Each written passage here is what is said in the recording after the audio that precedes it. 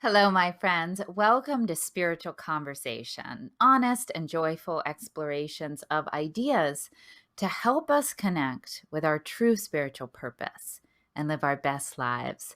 I am your host, Jacqueline Clare, Mermaid of the Airwaves, here to take your hand and go on some deep dives together.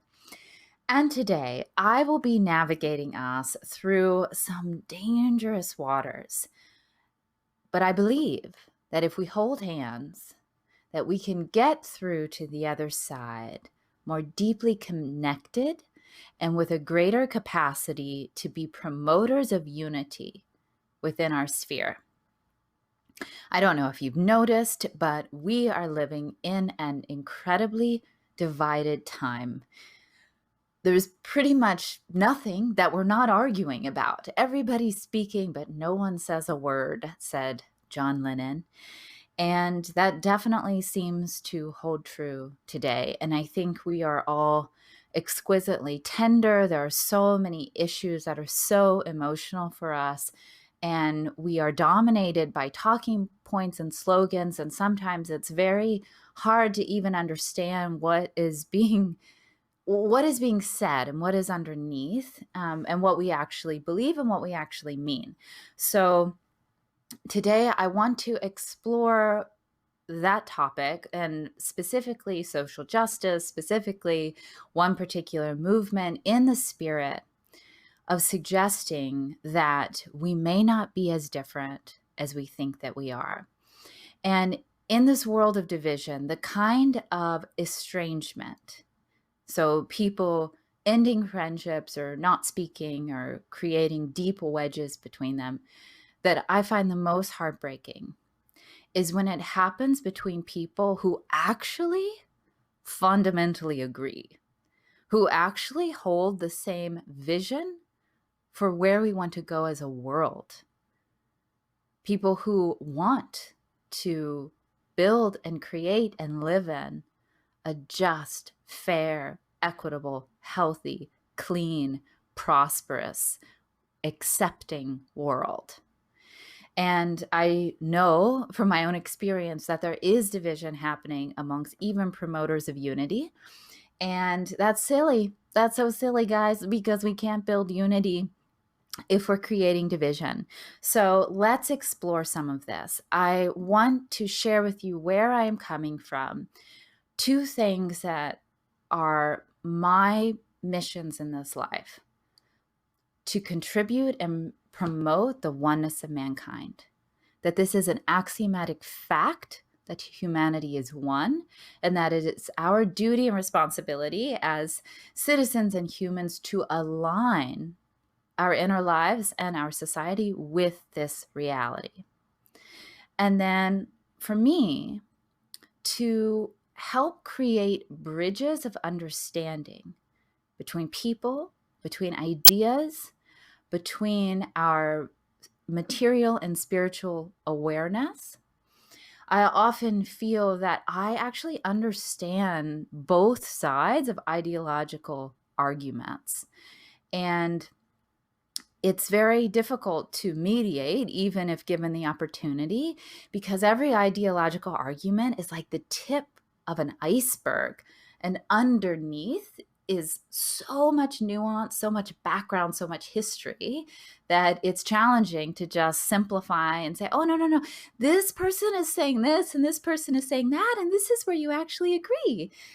It's difficult. So that's what podcasts are for. So we're going to dig in, and I also want to make it extremely clear that I wholeheartedly support dignity, respect, and freedom for all people. There's one topic you'll hear that I have issue with, but I'm still going to stay with that statement, and due process whenever necessary. So we all have different ways of expressing our contribution to the betterment of the world. I'm wearing my I Am an Abolitionist t-shirt. This is an organization called Operation Underground Railroad that combats human trafficking. This is my soapbox issue. This is my, one of my oneness of humanity, big time issues that I support: the eradication of human trafficking and the rescue and rehabilitation of children. And this largely impacts children that have high degrees of melanin in their skin, but not exclusively, and who also come from more impoverished areas, especially countries that are already poor and then have been hit by natural disasters. It becomes very vulnerable to human trafficking. So this is something I'm very passionate about. And I am sure that you have your issues that you are passionate about. And maybe you have been disappointed because you have friends online or in person, you have family members, you have neighbors that appear not to be passionate about these same issues. And I am here to explore with you whether that is accurate or whether you just have a different way of expressing your contribution to the betterment of the world. So specifically, one issue that's very hot right now, both literally important and trending, and also that's very emotional for people, is Black Lives Matter. And I'm here to state that Black Lives Matter. And there is the truth, there is the belief, the principle, the statement: Black Lives Matter.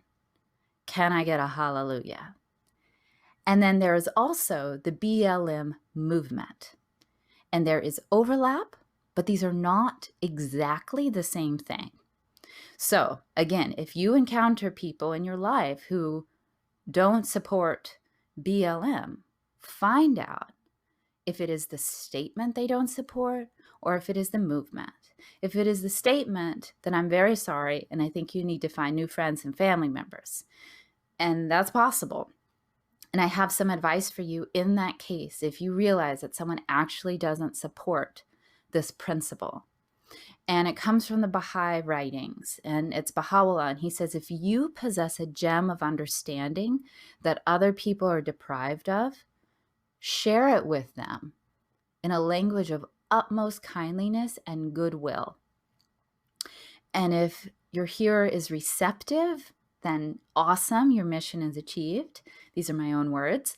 And if it is not, doesn't say beat them over the head, but it does say leave them unto themselves and beseech God to guide them. So always with kindness, even when you encounter such a heartbreak, you can still contribute to peace by speaking your truth and then doing so with kindness and leaving it in God's hands after that. Your job is done. Now, what you might discover if you can actually have a dialogue is that it is the movement itself that people have misgivings about. So let's go into this a little bit and see maybe why that might be, for the purpose of discovering ways that you can elevate these discussions, that you can actually find points of unity with these people in your life so that you can become better collaborators. We're all collaborators who are alive and on this planet at this time. And we have such opportunity to make the world a better place. And frankly, we got to. So let's dive into this. And so what I'm doing is I'm going to share some of the BLM Mission Statement from their website. And I have that linked below if you want to check it out or read along. So BLM is about, well, it's called Black Lives Matter. And they actually resolve. It's so funny that no one really talks about this. They actually resolve the whole disparity argument between all lives and Black lives, because they say that they work vigorously for freedom and justice for Black people, and by extension, all people. And I love this. Again, there's a Baha'i quote about the injury of one is the injury of all. that we should all be anxiously concerned with the well-being, justice, and protection of all people everywhere at all times, that we are impacted by this. Where we go one, we go all, and out of one, many, right? So that's awesome. And they also want to support an environment where everyone feels seen, heard, and supported, respect, acknowledge, and celebrate differences and commonalities. I think we need more of this in the world, right? So all of that's really groovy. Now, they also, underneath this BLM banner, there are a lot of missions that actually don't have anything to do with race, which they didn't consult me when they created their movement. But personally, I feel like it waters down their mission to have a banner about race and then to also have all of these subsidiary missions that actually aren't directly connected with race. So let's explore this a little bit. We make our spaces family friendly. We dismantle the patriarchal practice, and they talk about mothers having to play multiple roles. So in this context, the patriarchal practice is a father-headed home. And we disrupt the Western prescribed nuclear family structure. And they go on to say this is because they want to provide a village of support for raising children, which when that happens organically and in your sphere, I do think that's a beautiful model for society, because mothers definitely do a lot of work and they need our support. But I personally find this to be pretty aggressive language. Dismantle and disrupt the Western prescribed nuclear family structure. It's ironic because the presence of fathers in a home and the presence of two parents in a home are statistically some very important bedrocks for a child's development and success in life. It is not necessary. You can still have a wonderful, fruitful life if you don't have that, but it certainly helps. And with the deterioration of families already happening, I don't think we need to be dismantling and disrupting it even further. In my faith, family is acknowledged as the nucleus of society. The nucleus of society. We work on ourselves spiritually as individuals, and then the environment we create in the home, multiplied, is what creates a county, city, state, nation, world. So your friends, neighbors, family members might really believe in the importance of family, and they might not want to support a movement that wants to disrupt and dismantle the Western nuclear family structure. Also, they make their spaces family friendly. So they encourage the involvement of children in this movement. They also foster a queer affirming network with the intention of freeing themselves from the tight grip of heteronormative thinking, which is the assumption that everyone is hetero until proven otherwise, and do the work required to dismantle cisgender privilege.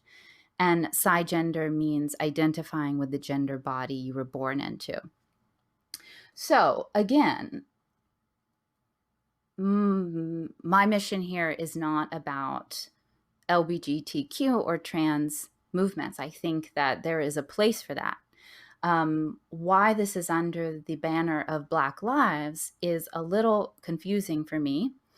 And the fact that they intentionally involve children, we're a family-friendly space, and also are dismantling and freeing themselves from the grip of heteronormative thinking, I could see how that would be really unsettling for people.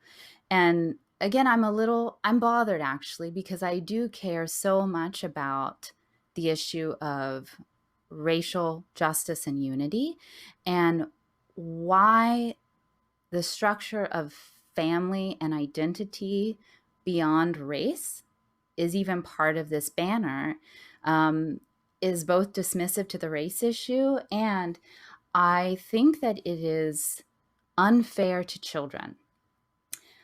Science is amazing, and we're making amazing advances, and who knows what we may be able to do and help people with in the future as far as non-heteronormative and cisgender issues. However, when it comes to children, until we clean up our environment, and I mean literally food, air, water, of hormone disrupting chemicals, endocrine disruptors, hormones in meat, I don't think it's fair to be involving children in these discussions and early on trying to engender openness to gender fluidity, because we have a lot of environmental disruptors. So let's clean that up, and then we can actually provide a space for those discussions and that journey. But we're not there right now. So why kids are involved in this, I don't really understand, and I don't understand what that has to do with promoting our Black brothers and sisters. Along with that, the organizers, the heads of BLM, are also, by their own expression, trained Marxists. And Marxist communism has a really gnarly history. 100 million people dead associated with slaughters and upheavals in the 20th century associated with Marxist communism. And under Mao in the 60s, the revolution was turning young people against the older generation under the guise of virtue, literally, because the young people were said to be pure in heart, which they probably were, but that gave them license under this Marxist ideology, by all means necessary, including lynchings, slaughter, cannibalism, to try to overthrow the existing order of their society. Marxist philosophy in its pure form takes God out of society, disrupts gender differences, dismantles the family structure as a unit so that your loyalty is to the state and to the collective. And in the BLM statement, they also use communist-associated jargon, like referring to each other as comrades. So again, you may have friends who support the upliftment of all people and support trans issues and all of that, but don't support its push on children, and who don't support Marxist communism in the violence that it has historically propagated. And one more thing on the queer affirming network, and this is me sort of forecasting. So this is coming from me, but it's grounded in things that I've already seen and heard. There is fear that as we continue to aggressively normalize, I guess, non-heteronormative orientations, that there is a chance of that movement getting dangerously close to sanctioning pedophilia. And I have already seen the phrase minor attracted persons, something that softens what for most people is really horrific and instinctual, that is not okay, and that's not a direction we want to go. I heard a mainstream news interview where there was discussion about someone being prosecuted for abusing children, and it was really softened. Like, it was like pulling the sympathy card. And I just don't think that's the place for it. When someone's being prosecuted for violations against children, our sympathy should be for the children who are the most vulnerable people in our society. And it is a violation of spirits and bodies. And it can destroy lives unless dealt with in a really beautiful and amazing therapeutic way to help them heal. And the danger of that, we already talked about how the injury of one is the injury of all. And when someone is a child, and if they live a full life, that means that this is generationally, this is like decades on planet Earth, that they are going to have this really deep wound, and that's going to impact the world and the quality of their life, the whole thing, and ours. So we should never allow injustices to happen on our watch. Lastly, if you donate on the BLM website, and they're very transparent about this, which I think is really wonderful, it goes to Act Blue, which is a party-associated charity. And the money for Act Blue often goes to political candidates, which is totally fine. Support who you want to support. But there's no direct correspondence with it going actually to Black communities and Black families. And again, as my faith, I don't associate with party politics. So that's a little disappointing. If I wanted to support Black lives, I wouldn't do it through the official website. So those are some of my thoughts, and I hope that illuminating some of this might help you in your engagements with people in your own life, and to understand that they may not actually be bad people. They might just believe in the structure of family. They might be grateful for the country that they live in and not particularly want to completely turn it on its head, and want to support the upliftment of Black communities in really authentic, grassroots way. And two things I would like to leave you with. One is, please, in addition to being a promoter of unity, please don't ever let an injustice happen on your watch. If you see or hear anything happening to someone that is unkind or unjust, whether you agree with them or not, if it is unjust and wrong, please say something to them or the perpetrator. Please do something about it. Not keyboard warrioring. Like, when it happens in the moment, please, please stick your neck out to support your brothers and sisters if you ever see someone being hurt or harmed. And if you would like to support the upliftment of Black voices and communities and people, and you do support the nuclear family and you feel uncomfortable with the BLM movement, one alternative or augment or addition that I would suggest is to investigate the Baha'i faith and the Baha'i community in your area. Supporting Black Lives Matter since 1863, by which I mean the elimination of prejudice and valuing the personhood and contribution of Black people and their equality and their immense gifts that they have to offer all of us and the world to be better. And a couple of resources, Baha'i.org and Baha'iTeachings.org, both have ways to help you connect with Baha'is in your area. And nowadays there are so many meetings online, it really opens up a lot of opportunity. So if you want to message me, I can help connect you with some online deepenings on race amity, where there's prayers, there's reading of guidance on this issue, there's consultation that leads to action. So thank you so much for taking this dive with me. I know that I have been exploring some tender topics, but I hope that we can all be valiant and amazing promoters of unity and kindness in the world.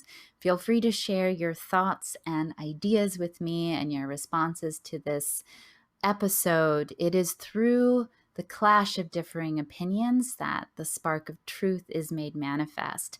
And it is through accepting and exploring different points of view that we can all get a better vision of the whole picture. So with that, I wish you the best for playing your part in making this world a better place. You are so much more powerful than you even realize.